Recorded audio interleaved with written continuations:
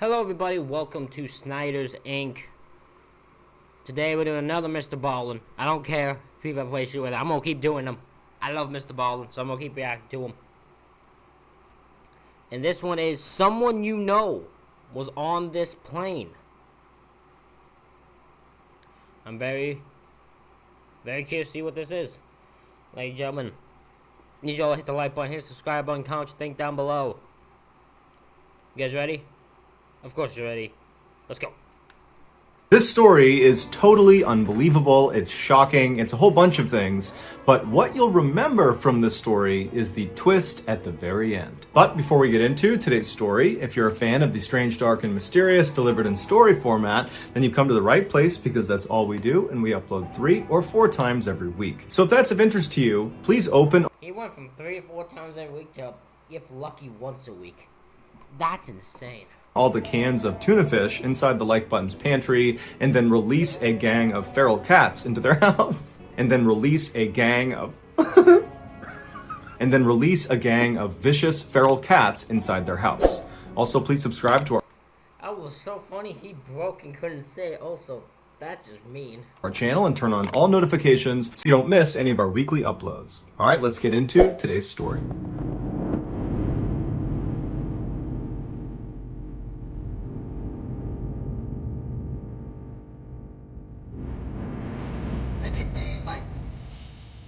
On June 25th, 1950, the Korean War broke out between the North Koreans and the South Koreans. Just 2 days after this war had... What? Hold on, wait. Why was I not aware that there was a war between the Koreans? There's North Korea versus South Korea. Why was I not aware this was a thing? There's an actual question. How was I not aware this was a thing? How little in history do I know about? Jesus. had begun, the United States formally entered the conflict by sending troops to aid the South Koreans. Shortly after this, the United States enacted a military draft. A military draft is the forced enlistment of civilians into the military.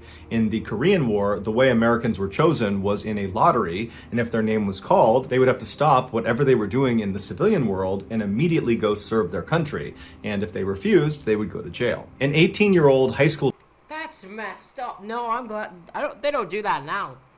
I'm glad they don't. That's fucked up. The fact that you could just be like, man, you gotta go serve the military. Well, I don't want to go serve the military. Well, you're going to jail if you don't go to the military.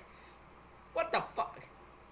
You force people to just fucking risk their lives? And if they don't, they go to jail. That's so fucked.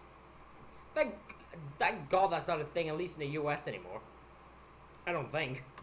dropout nicknamed Samson was living with his family in Seattle, Washington when he found out he had been drafted. While military service was not something Samson was considering for his future, he accepted his fate with grace, and before long he was making his way to Fort Ord in Northern California to begin his military training. But after training, when Samson was now officially a soldier in the army, he was not sent to Korea to fight in the war. Instead, he was ordered to stay at Fort Ord and be the lifeguard for their pool. It's unclear how Samson felt about this, but regardless, he did his duty, and he stayed at this pool and he minded the folks who went swimming, and then at night and on the weekends, he would earn some extra cash by being a bouncer at a local bar. A year later, Samson was still working at the Fort Ord pool when he decided to take some time off and go back home to Seattle and see his family and see his girlfriend. As a military member, Samson was able to fly for free on any military flight so long as he was in uniform. And so Samson packed up his things, he threw on his uniform, and he made his way over to the Fort Ord airport,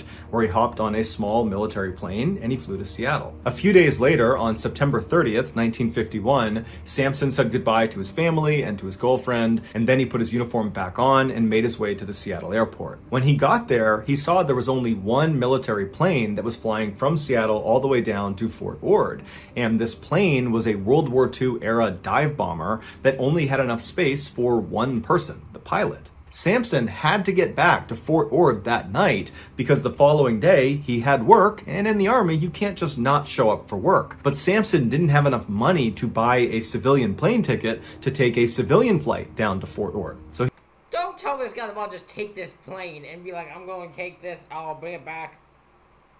I'm taking it to Fort Ord, I'm taking it back, I'll see you. He was in a tough spot. And so he approaches this pilot of this dive bomber plane and he says, hey, can I just cram into your radar compartment in the back of your plane? And the pilot, whose name was Anderson, immediately said, no, that's a terrible idea. It's not meant for passengers. It's barely big enough to fit inside of. You could get badly hurt in there. But Sampson was adamant that he had to get back that night, that he'd be in so much trouble if he didn't. And he kind of appealed to Anderson and said, look, you're in the military. You get it. I have to get back there tonight. Can you please make an exception and just let me hitch a ride in the back of your plane? And so finally, against his better judgment, Anderson caves and he says, okay, Sampson, you can come with me. This is the bad move. That's a bad move, man. As much as it would have gotten Samson in trouble, it's better that Samson was in a situation where he actually might not get hurt. Just my thought. Probably should have listened to his own judgment here. And so a little bit before 4 p.m. that afternoon, Sampson eagerly went around to the side of the plane. He opened up a side hatch and he crawled inside of this very tight radar compartment. And once he was tucked up inside, Anderson walked around and he closed the hatch behind him. And then Anderson got in the cockpit and began preparing the plane for takeoff. A few minutes later, the pair was careening down the runway. And right as the plane began to experience lift and was going up into the air, the side hatch of the radar compartment where Sampson was suddenly flew open. The big issue with this now open door in the radar compartment was not that Sampson, like in the movies, would get sucked out this door out to his death. Although if he wasn't careful, he totally could fall out of the door. No, the real problem with this now open door had to do with oxygen levels. At their cruising altitude, where the majority of their flight would be spent, there wasn't enough oxygen in the air to sustain human life. And so as soon as Anderson powered up that plane and began preparing it for takeoff, he began pumping oxygen into the cockpit and also into the radar compartment space. This is done specifically to compensate for the lack of oxygen up at that cruising altitude. But with Sampson's door now wide open, all that extra oxygen that was coming into that space to keep him alive is now just being sucked right out the door into the atmosphere, which meant if Sampson couldn't find a way to shut that door, he would eventually pass out and suffocate to death. Sampson, who was fully aware of this fact, immediately jumped into action by anchoring his feet and legs around the stanchion in the middle of this compartment space, and once he was fairly secure, he began extending his upper body out of the plane to try to grab onto the handle to try to shut it. But once he was holding onto that door handle, he's now halfway out of the plane, he could not get it to shut. The wind was so strong it was pinning the door open. And so for the next several minutes, Sampson desperately is trying to get this door shut, but it's not working. And so eventually he retreated back into the plane and went all the way to the very back of the radar. This is a dangerous situation he is in right now. Oh God, how is he gonna get out of this? Compartment space and tucked himself up behind some equipment. Because this was not an area where passengers were supposed to be, there was no way to communicate with the pilot. He could not tell Anderson that he was dying back here. And so he just sat there and prayed. While Sampson was dealing with this open door crisis, Anderson was dealing with a crisis of his own. At some point after takeoff, he looked down at his gauges and he realized a terrible mistake had been made. There wasn't enough fuel to get to Fort Ord, and where he was discovering it, where he was out over the water, there wasn't enough fuel to even turn around and go back to Seattle. And so Anderson grabs his radio and he tries to call out to these surrounding airports to see if there's anywhere he can just emergency land this plane, but all he hears is silence. It would turn out his radio equipment just happened to fail right at this moment. And what also happened to fail... How is this possible? This man does not have... So, one of them is losing oxygen and is going to die. One of them then is one that he doesn't have fuel, because I guess he didn't check that before he left. And then, where is he trying to call to see if he can emergency landing? His radio equipment failed. How is all that happening at the same time?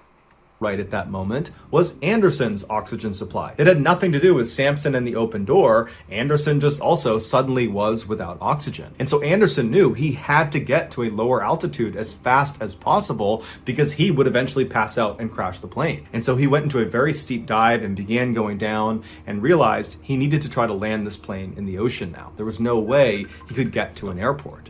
And so he's burning down towards the water, and as they're coming down in altitude, there was more oxygen in the air. And so Samson, who had eventually passed out from a lack of oxygen, is suddenly revived with all this additional oxygen as they're going down. And so Samson comes to and he looks and the door is still wide open and all he can see is the Pacific Ocean burning up at him. He only had a few seconds to grab onto the stanchion in the middle of the space he's in before they impacted the water. Miraculously, Samson survived the impact, but immediately he was faced with another life and death situation. Because he's way at the bottom of the plane, isn't he? So he probably is more trapped than Anderson is. Because this door was wide open, the freezing cold water began pouring inside, flooding the space. And so Samson tried to swim his way out, but the power of this water coming in was too strong, and so he had to wait until the space completely flooded before he swam out and then swam up to the surface.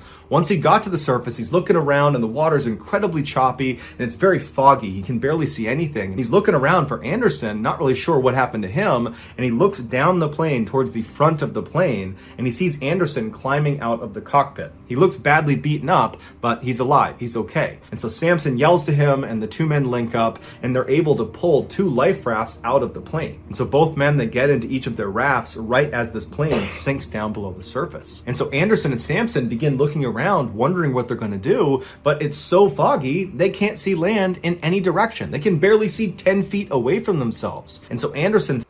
God damn, these guys are in a very, very dangerous situation. To crash and then be in foggy water so you can't see anything is not good. Thought they landed maybe 2 or 3 miles off the coast of California, but they weren't really sure. So Anderson pulled out his compass, he looked east and said, let's just start paddling. The men had crashed about 2 miles off the coast of Point Reyes, California, which is this big protected shoreline that's about 150 miles north of Fort Ord. And this particular stretch of water that these two men had found themselves in was a known breeding ground for great white sharks. So oh, hell no! So these guys have to watch out for great white sharks now that might come and take their... Oh, man.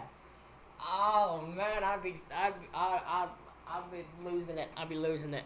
The two men, they got their compass and they're trying to swim as fast as they can to the east, but they're not seeing any land. The fog hasn't let up at all. And then eventually it got dark. And as soon as it got dark, the water got choppier and choppier until at one point, Samson actually was launched out of his raft into the water. He turned around and saw his raft, but it was being pulled away by a current faster than he could swim to it. And so Samson yells out for Anderson, who sees him in the water. Anderson tries his best to paddle over and save Samson, but the current was too strong, and before long, Samson watched as Anderson just disappeared into the fog. Now, Samson was all alone in the middle of the night. He couldn't see anything. There's no land anywhere. He doesn't have the compass. Anderson had the compass, so he has no idea which direction is what. He's in a shark breeding ground, and now he doesn't have his life raft.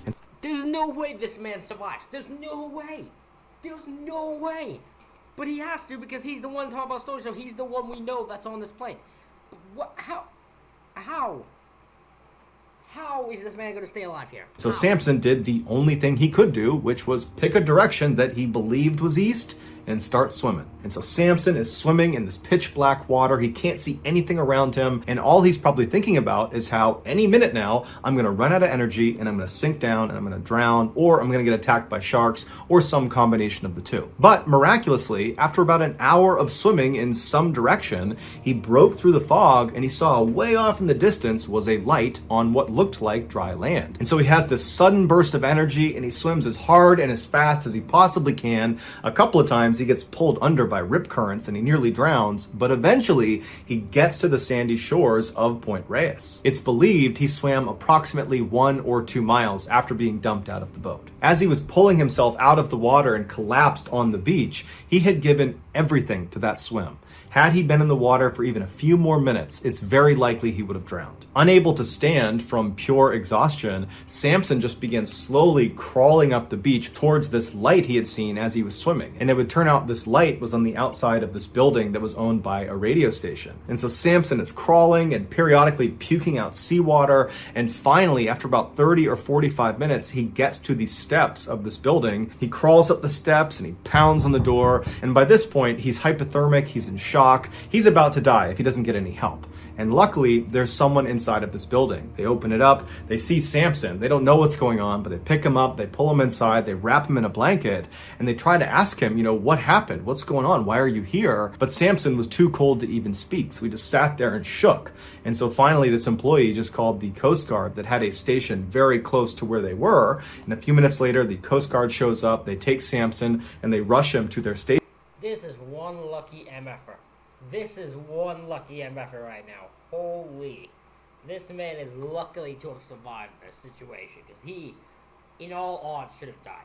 House where they were able to give him medical treatment, which saved his life. It was also at this Coast Guard station where Samson was reunited with Anderson, who had also managed to make his way to shore alive. Samson would go on to serve for 2 more years in the Army. The entire time was spent as a lifeguard at the Fort Ord pool. Then in 1953, after the Korean War ended, Samson's mandatory service came to an end and he was honorably discharged. Samson would go on to become one of the most successful and well-known actors and producers of all time. He has won hundreds of big awards, including 4 Academy Awards and 4 Golden Globe Awards. Samson's real name is Clint Eastwood. So that's gonna do. No, he isn't.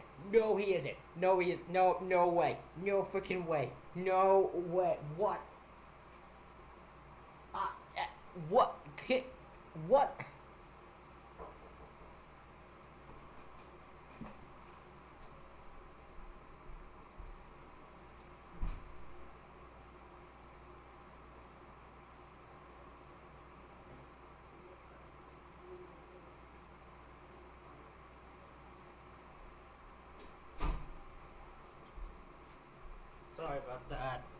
Sorry about that, YouTube people. Someone knocked on my door. Anyways, how the hell is that Clint Eastwood? There's no freaking way. What?